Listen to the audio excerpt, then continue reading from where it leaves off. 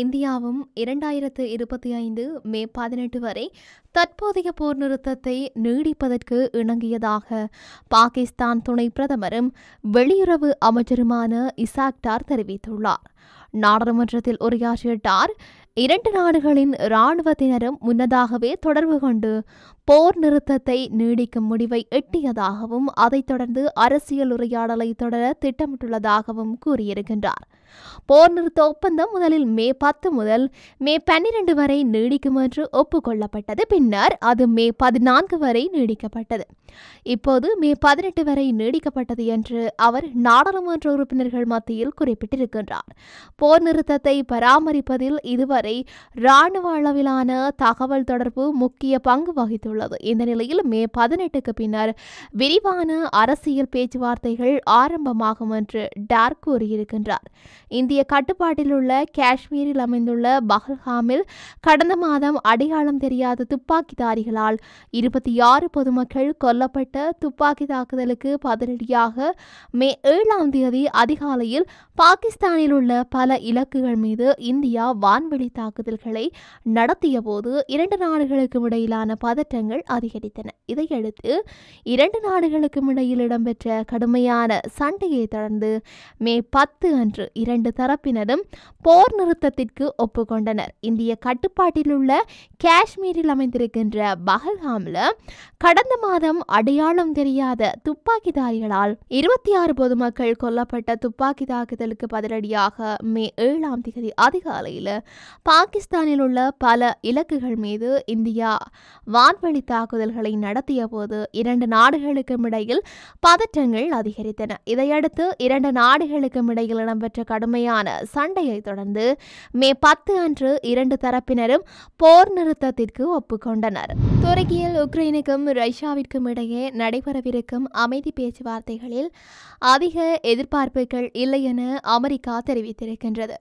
இந்த அமைதி பேச்சுவார்த்தைக்கு அமெரிக்க ஜனாதிபதி டொனால்ட் ட்ரம்பும் ரஷ்ய ஜனாதிபதி விளாடிமிர் புடினும் சந்திக்க வேண்டியது அவசியம் என்று அமெரிக்காவின் உயர்மட்ட ராஜதந்திரி மார்க்கோ ரூபியோ வலியுறுத்தியுள்ளார். இந்த விடயத்தில் ஜனாதிபதி ட்ரம்ப் மற்றும் ஜனாதிபதி புடின் நேரடியாக தொடர்பு கொள்ளும் வரை இங்கு ஒரு திருப்புமுனை ஏற்படும் என்று நான் நினைக்கவில்லை என்பது எனது மதிப்பீடு என்று தெற்கு துருக்கியில் நேட்டோ வெளியுறவு அமைச்சர்கள் கூட்டத்திற்கு பிறகு அவர் கூறியிருக்கின்றார். முன்னதாக இஸ்தான்புல்லில் உள்ள ரஷ்ய அதிகாரிகளை சந்திக்க உக்ரைன் ஒரு குழுவை அனுப்பும் என்று வோலோடிமிர் ஜெலன்ஸ்கி உறுதிப்படுத்தினார். ஆனால் ரஷ்யா அவர்களை பெரிதாக நடத்தவில்லை என்று குற்றம் சாட்டினார்.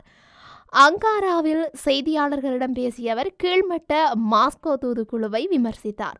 அதன் தலைவரும் ஜனாதிபதி உதவியாளருமான விளாடிமிர் மெடின்ஸ்கி கிரெம்ளினின் குழுவிடம் தேவையான அனைத்து திறன்களும் இருப்பதாக வலியுறுத்தி இருக்கின்றார். பாகிஸ்தானிடமிருந்து பலுசிஸ்தான் விடுதலை பெற்றுள்ளதாகவும் இனிமேல் பலுசிஸ்தான் பாகிஸ்தானின் மாகாணம் அல்லவெனவும் பலூச் தலைவர் அறிவித்திருக்கின்றார். இந்த நிலையில் பலுசிஸ்தானின் தூதரகத்தை டெல்லியில் அமைக்க இந்தியா அனுமதி தர வேண்டும் எனவும் ஐக்கிய நாடுகள் சபையும் தங்களை தனி நாடாக அங்கீகரிக்க வேண்டும் என்றும் அவர் வலியுறுத்தி இருக்கின்றார். பாகிஸ்தானின் தென்மேற்கு மாகாணமான பலுசிஸ்தானை தனி நாடாக அறிவிக்க கோரி பலுச் விடுதலை படையினர் நீண்ட காலமாக போராட்டம் நடத்தி வருகின்றார்கள். அந்த பகுதியில் இராணுவத்தை கட்டவிழ்த்துள்ள பாகிஸ்தான் அரசு அடக்குமுறையை கட்டவிழ்த்துள்ளது. இராணுவ கட்டுப்பாட்டில் உள்ள பலுசிஸ்தானின் மனித உரிமை மீறல்கள் சாதாரணமாக நடைபெறுகின்றது. இந்த நிலையில் இராணுவ அடக்குமுறையை எதிர்த்து பலுச் கிளர்ச்சியாளர்கள் தொடர் மோதலில் ஈடுபட்டு வருகின்றார்கள். பாகிஸ்தான் இராணுவம் மீது பலுசிஸ்தான் விடுதலை இராணுவம் தொடர்ந்து தாக்குதல் நடத்தி வருகின்றது. பாகிஸ்தானில் 44% பரப்பளவை பலுசிஸ்தான் கொண்டிருக்கின்றது. இந்த நிலையில் பலுசிஸ்தானின் பல பகுதிகளை பலுச் கிளர்ச்சி படையினர் கைப்பற்றி இருக்கின்றனர். மேலும் அங்குள்ள அரசு அலுவலகங்களில் பாகிஸ்தான் கொடியை அகற்றிவிட்டு பலுசிஸ்தான் கொடியை ஏற்றியிருக்கின்றனர்.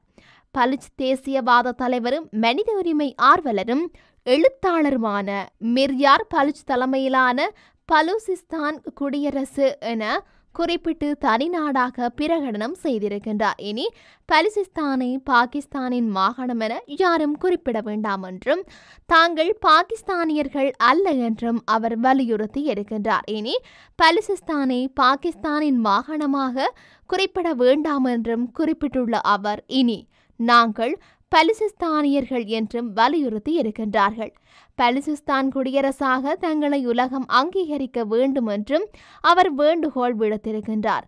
பலுசிஸ்தான் விடுதலை படையினரின் இந்த அறிவிப்பு பாகிஸ்தான் அரசுக்கு பெரும் பின்னடைவை ஏற்படுத்தி இருக்கின்றது. எவ்வாறாயினும் பலுச் படையினரின் இந்த விடுதலை மற்றும் தனிநாடு அறிவிப்பு குறித்து பாகிஸ்தான் எந்த கருத்தும் இதுவரை தெரிவிக்கவில்லை என்பதும் இங்கு குறிப்பிடத்தக்கது. பாகிஸ்தானில் உள்ள எந்த ஓர் அணு உலையிலிருந்தும் கதிர்வீச்சு கசிவு இல்லை என்று உலகளாவிய அணுசக்தி கண்காணிப்பு அமைப்பான சர்வதேச அணுசக்தி முகமை உறுதிப்பட தெரிவித்திருக்கின்றது.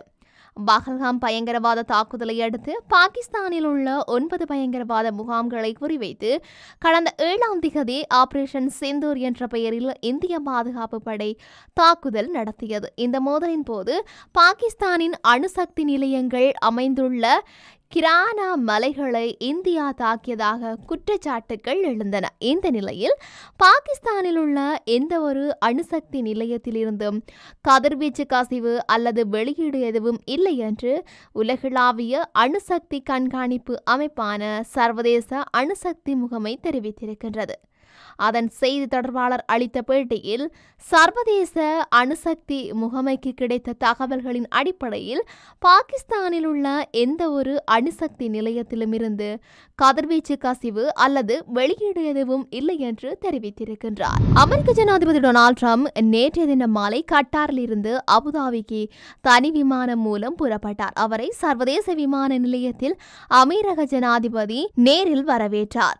அமெரிக்க ஜனாதிபதி டொனால்ட் ட்ரம்ப் தான் பொறுப்பேற்ற பிறகு வளைகுடா நாடுகளில் கடந்த 13ஆம் திகதி சுற்றுப்பயணம் மேற்கொள்ள ஆரம்பித்தார். அபுதாபியின் அமீர் ஷேக் தமிழின் பின் ஹமத் பின் ஹலீபா அல் தானியை சந்தித்து பேசிய இருதரப்பு வர்த்தக பொருளாதார உறவுகளை மேம்படுத்துவது குறித்து ஆலோசனை செய்தார். பிறகு இரு தலைவர்கள் முன்னிலையில் பல்வேறு துறைகளில் ஒப்பந்தங்கள் கையெழுத்தானது. அதனைத் தொடர்ந்து இன்றைய தினம் மாலை 4 மணிக்கு தனி விமானம் மூலம் கத்தாரிலிருந்து ஐக்கிய அரபு அமீரகத்தின் அபுதாபி சர்வதேச விமான நிலையத்திற்கு வருகை தந்தார். முன்னதாக அமீரக எல்லையில் இருந்து விமானப்படையின் ஜெட் விமானங்கள் இருபுறமும் சூழ பாதுகாப்புடன் வரவேற்பு அளிக்கப்பட்டது. பிறகு விமான நிலையத்திற்கு வந்த ட்ரம்பை அமீரக ஜனாதிபதி நேரில் சென்று வரவேற்றார். அதனைத் தொடர்ந்து அவருக்கு 21 குண்டுகள் முழங்க முப்படை ராணுவ அணிவகுப்பு மரியாதை வழங்கப்பட்டது. இதில் இரு நாடுகளின் தேசிய கீதங்கள் இசைக்கப்பட்டது. பிறகு நடந்த சந்திப்பு நிகழ்ச்சியில் அமீரக ஜனாதிபதி ஷேக் முகமது பின் ஜாஜித் அல் நஹ்யான் மற்றும் அமெரிக்க ஜனாதிபதி டொனால்ட் ட்ரம்ப் ஆகியோர் இருதரப்பு அமைச்சர்கள் உயர் அதிகாரிகளுடன் பேச்சுவார்த்தை நடத்தினார். அதனைத் தொடர்ந்து இரு தலைவர்கள் முன்னிலையில் பல்வேறு துறைகளில் ஒத்துழைப்பை பெறுவதற்கான ஒப்பந்தங்கள் கையெழுத்திடப்பட்டது. தனது சுற்றுப்பயணத்தை நிறைவு செய்த ட்ரம்ப் நாளை மறுநாள் அமெரிக்கா திரும்புவார் என்று எதிர்பார்க்கப்படுகின்றது. அமீரகம் அமெரிக்கா இடையே நீண்டகால நல்லுறவு நீடித்து வருகின்றது.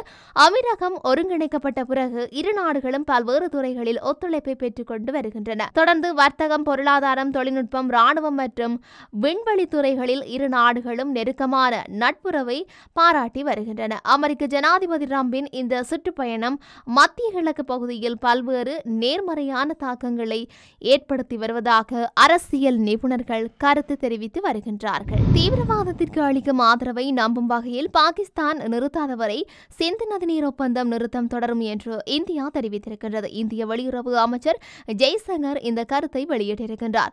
பஹல்காம் தாக்குதலை அடுத்து பாகிஸ்தானுடனான சிந்து நதிநீர் ஒப்பந்தத்தை இந்தியா நிறுத்தி வைத்தது. அத்துடன் 2 நாடுகளுக்கும் இடையில் மோதலும் இடம்பெற்றது. இந்த நிலையில் 2 நாடுகளுக்கும் இடையிலான மோதல் முடிவுக்கு வந்திருப்பதால் சிந்து நதி நீர் ஒப்பந்தத்தை மீண்டும் தொடருமாறு பாகிஸ்தான் இந்தியாவிடம் கோரிக்கை விடுத்தது.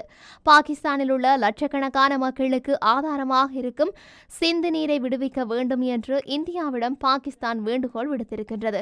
இந்த கோரிக்கைக்கு இந்தியா பல தடவைகள் பதில் வழங்கியிருந்தது. எனினும் மீண்டும் ஒருமுறை பாகிஸ்தான் தமது கோரிக்கையை வலியுறுத்தியிருக்கின்றது. இதற்கு மத்திய வெளியுறவு அமைச்சர் ஜெய்சங்கர் பதிலளித்தும் இருக்கின்றார். செய்தியாளர்கள் சந்திப்பில் அவர் இது தொடர்பில் கருத்துரைத்துள்ளார். எல்லை தாண்டிய பயங்கரவாதத்தின் மீது பாகிஸ்தான் செலுத்தும் ஆதரவு குறைக்கப்பட வேண்டும். பெயரளவுக்கு இல்லாமல் அதை நம்பகத்தன்மையுடன் சாத்தியப்படுத்த வேண்டும். அது செய்யப்படாத வரை சிந்து நதி நீர் ஒப்பந்தம் தொடரப்படாது என்று அவர் கூறியிருக்கின்றார். காஷ்மீரில் சட்டவிரோதமாக ஆக்கிரமிக்கப்பட்ட இந்திய பகுதியை பாகிஸ்தான் விட்டுக் கொடுப்பதே காஷ்மீர் குறித்து விவாதிக்கப்பட வேண்டிய ஒரே விடயமாகும். அந்த விவாதத்திற்கு இந்தியாவும் தயாராக இருக்கின்றது. எனவே எப்போது வேண்டுமானாலும் அவர்கள் விவாதத்திற்கு வரலாம் என்று ஜெய்சங்கர் கூறியிருக்கின்றார்.